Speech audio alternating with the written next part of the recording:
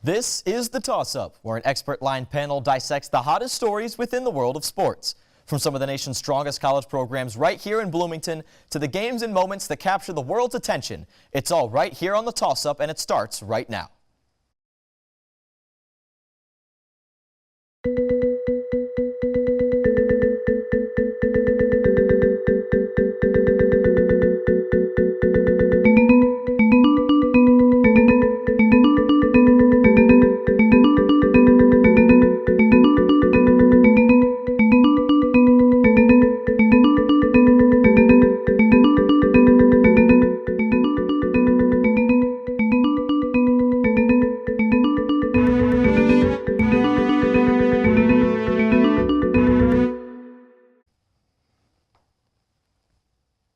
There is no college experience quite like the Little 500.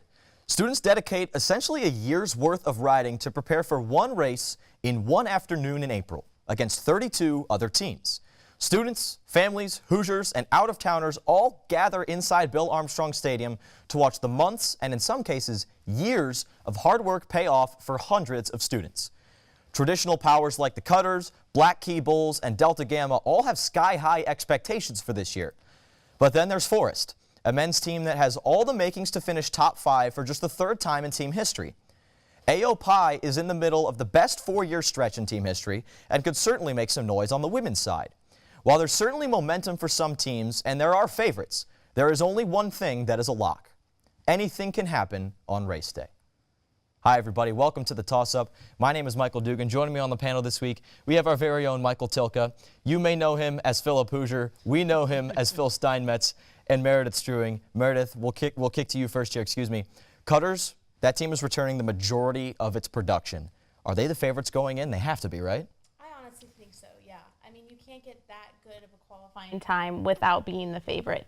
However, I do think that Grey Goat, I mean, they're gunning for first, as all the teams are, but they've gotten second so many times. They really, really, really want it. And I think maybe it's just going to come down to the last couple of seconds. Yeah, I kind of think the same thing. As the past 2 years, you've had the same top 3 teams really be in contention with Cutters, Grey Goat, and Black Key Bulls. So I think any 3 of those teams could really win the Little 500 this year. I think that's how close those 3 teams are this year. But I think Cutters is the obvious favorite coming in this year. I'm going to sound a little repetitious here, but I'm going to do something real quick. I'm going to count to 7. I'm going to stare into this camera and go 1, 2, 3, 4, 5, 6, 7. 7 seconds is what Cutters beat Phi Kappa Psi by in the qualifying heats. That's an incredible amount of distance between that first place and that second place position. And that experiment just goes to show how big of a lead they have. And this is Cutter's race to win. And I don't have any problem locking them down as the favorites right now for that race. So maybe outside of Cutters, because I feel like they're going to be the first answer to this question. Sure. Who stood out during team pursuit, quals, ITTs, etc.?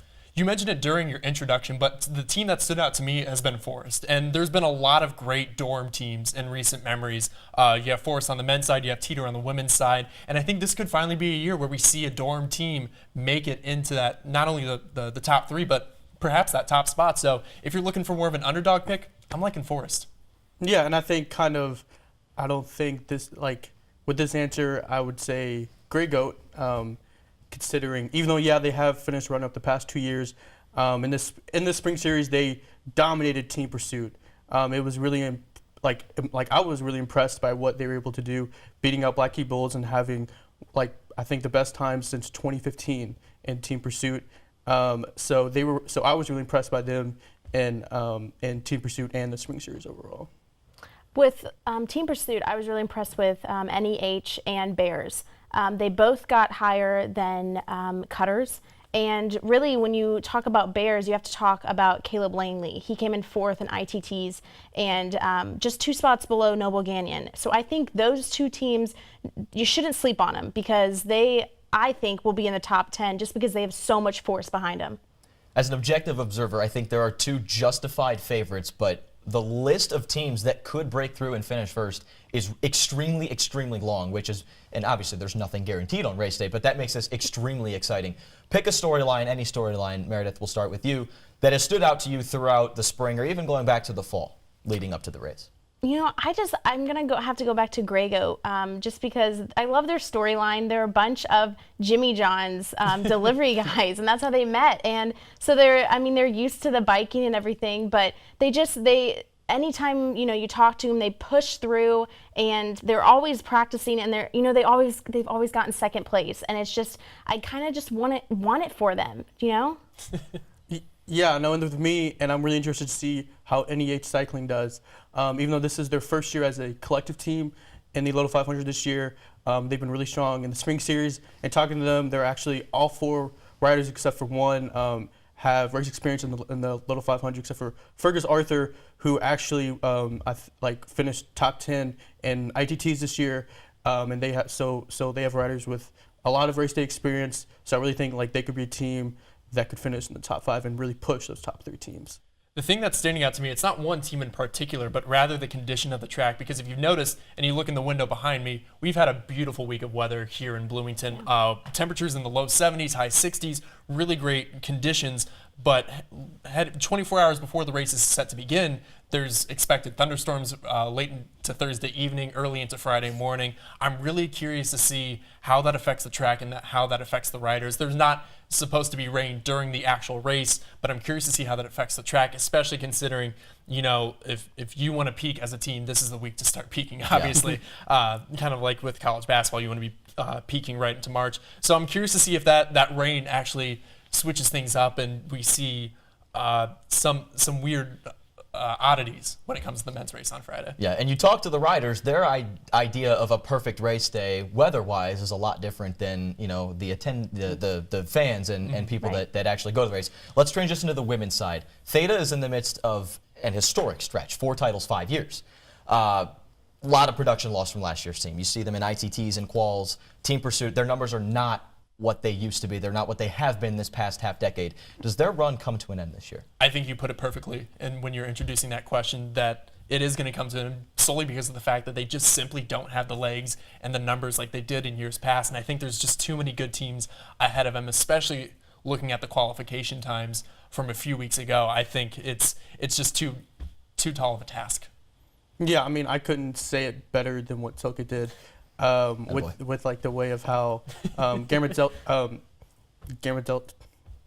Gamma there you go. Delta Gamma really impressed during the spring series and really kind of separated themselves from the pack with on the women's side. So I think the run does come to an end this year. Yeah, it has to, I think, just because Delta Gamma, you have a lot of people returning, and then Theta, you just don't have it there. You don't have the Rachel Brown anymore. And Delta Gamma, you look at last year and during quals, and that was a mess of quals with the snow, sleet, whatever they had. And they had 3 riders, and they still got the pole position. So it's like if they can do that last year, and then this year, they're just going to be so tough to beat.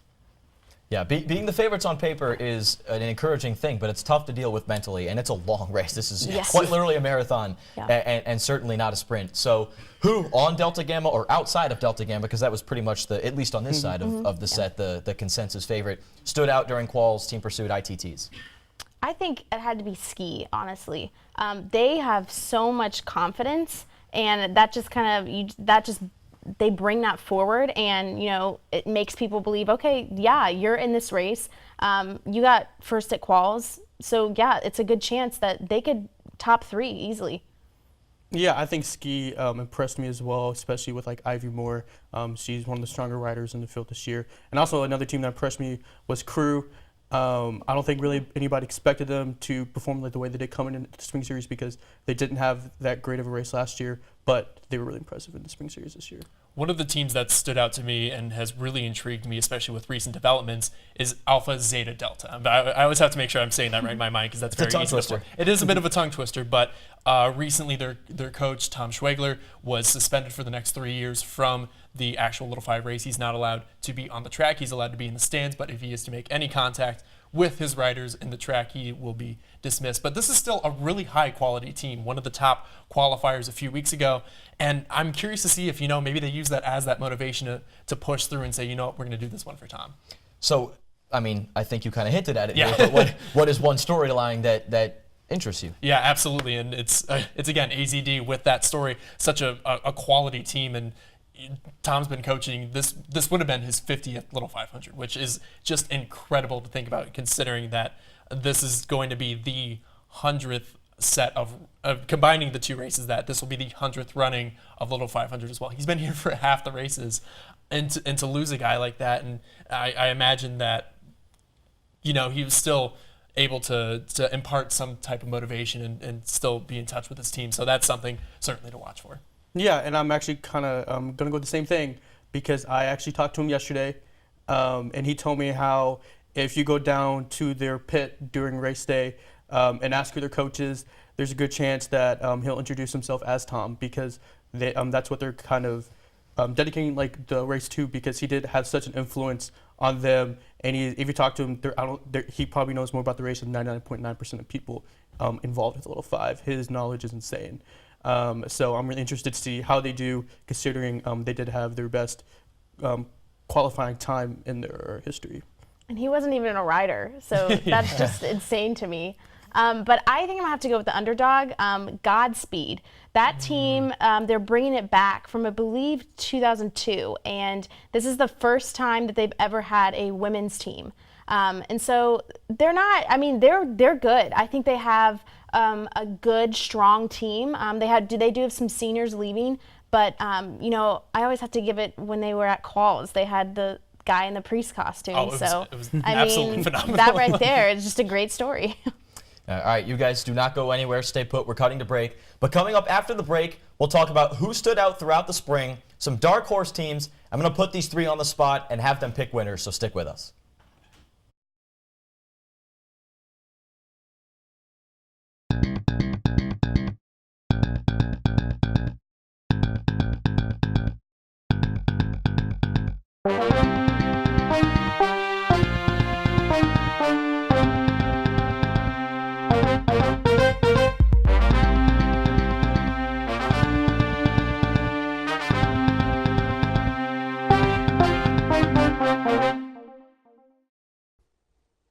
Hello, I'm Juliana Mary from the Bloomington Breakfast Club, reminding you that when the Hoosiers are on the field or in the gym, you can get complete coverage from Hoosier Sports Night, only on IUS TV. Welcome back to the Toss-Up. I'm joined by Michael Tilka, Phil Steinmetz, and Meredith Struing. We're talking Little 5 here, and it's time for Make Your Case. Meredith, we're going to go to you first. The men's favorite, we kind of teased it earlier, but who is the favorite to you to win the men's race? I think Cutters, honestly. I think they're just too good, and a lot of seniors, they're going to really, really want it and, make history. Yeah, I mean, I think we're almost going to I think we're almost going to be in consistency here with our pick for the Little 500. So I'm going to go with a bit of hot take and say we're going to have the exact top three finish like last year with Cutters, Grey Goat, and Black Heat Bulls.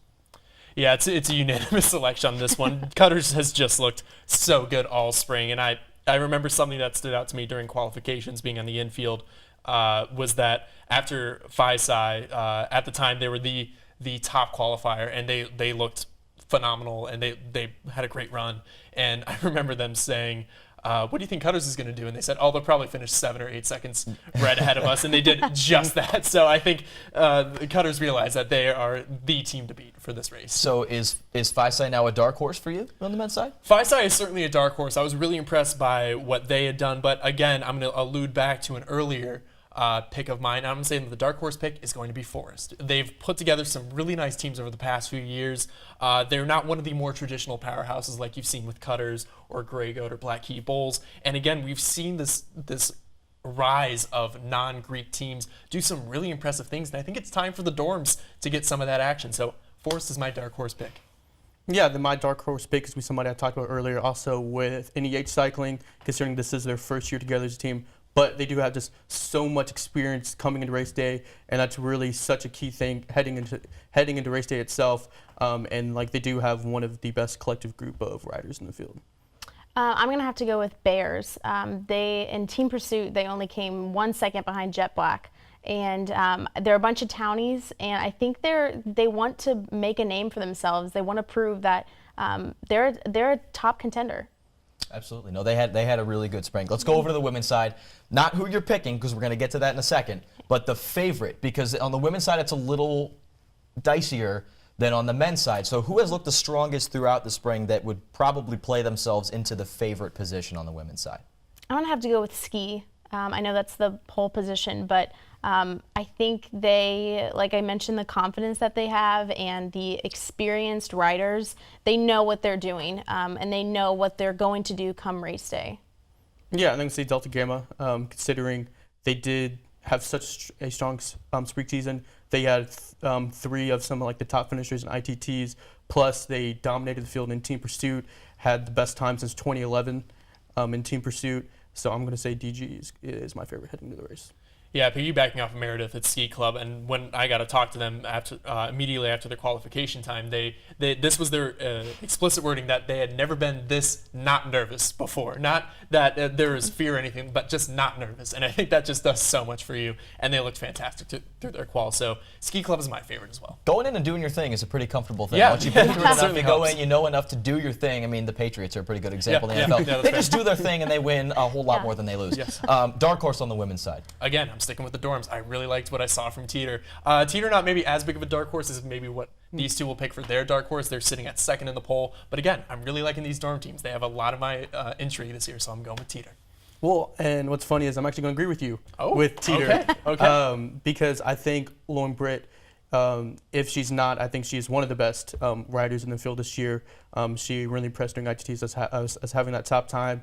So I really think that she could really carry Teeter towards like even the top 3 finish this year. I think I'm going to talk about a team we haven't mentioned, Melanzana. I think that, since they are under the radar, that, everyone's kind of forgetting about them, but they've had really, really good races in the past few years. So I think that they can sneak up behind everyone and surprise them. No one's really talking about them because if I'm not mistaken, they qualified last because they had to go That's 4 correct. attempts. They Right. faulted Yep. 3 times. So no one's going to really be talking about them or expecting them to make any sort of noise. But they definitely have a strong team full of strong riders. Okay, lightning round time, 10 seconds or less. 2 questions for you. I teased it earlier. I'm putting you on the spot. Put your name on it. Who wins the men's race? The men's, I'm going to go with Grey Goat. They really won it this year. I know everyone's going with Cutters, but second place too many times and need first. Yeah, I'm going to say Cutters. I mean, I think that kind of answers itself. I'm going to say Cutters as well. 7 seconds, Dugan. 7 7 seconds. is That's a so lot. much. That's a And there's lot. 7 7 attempts. seconds is a lot. And, And- that was their second qual's attempt after faulting the first time. They even came back even stronger.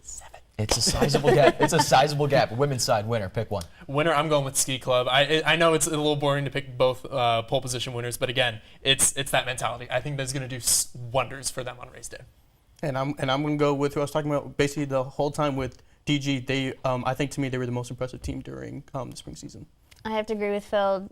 Delta Gamma, it's just tough, and I keep saying it, they really want it, but they're pushing for it. 3 of the top 6 ITTs, I think, Yeah. on Delta Gamma. Yeah. That's insane. That's insane. Coming off a year where they had only 3 riders. Right. That's insane. All right, last word. I have a feeling I know what yours is going to be, so I'm going to go last. Do you even know what yours is going to No. be yet? Okay, well, let me see if I'm right. Let me see Okay. if you can read my mind. Last word on this year's races. Exciting. I know that's kind of a boring word, but it's such a fun time Yeah. to see. Anything can happen come race day. We can talk about it all we want, but race day is a whole different story. Right. And I'm going to say consistency because I think, like I said, you're going to have the 3 same teams as last year on the men's side finish in the top 3 positions. So if I'm not mistaken, you're thinking I'm going to say Dorn. That's don't you? correct, yes. I'm not going to say Oh, Dorn. are you just saying that because I predicted it? A little bit, Okay, but I well, actually that's did have fine. something else in mind. The word I'm going with is heat. Because something I think that we might be overlooking, and I mentioned this before, it's been a really nice week of weather in Bloomington. And when you're doing a 25-mile race or a 50-mile race, towards those final 20-10 laps, that heat is, I think, really going to start putting some wear and tear on you, and especially on that cinder track, that heat's going to rise. Yep. It could be, you might see some cramping, you might see some slower finishes than you might expect, especially just because it's finally a nice spring in Bloomington, especially compared to, I mean, it's the spring in the Midwest. You can never predict it, but Never. if it's anything like we've had in the past few days, it's going to be warm, it's going to be toasty. Stay hydrated, stay stretched. Heat. For what it's worth, you can't really predict the fall or winter either. Yeah, that's true. Summer, you know, it's going to be hot, and Yeah. it's going to rain almost Right. every single day. Yeah, sure. Thank you, everybody, for coming in. Thank you, you. guys. That does it for the show this week. Be sure to continue the discussion on our Twitter page at IUSTV Sports and on Facebook at IUSTV Sports. You can always give any suggestions for the show and ask any questions you may have. Toss it up. Find out if we'll catch it. We'll see you next time.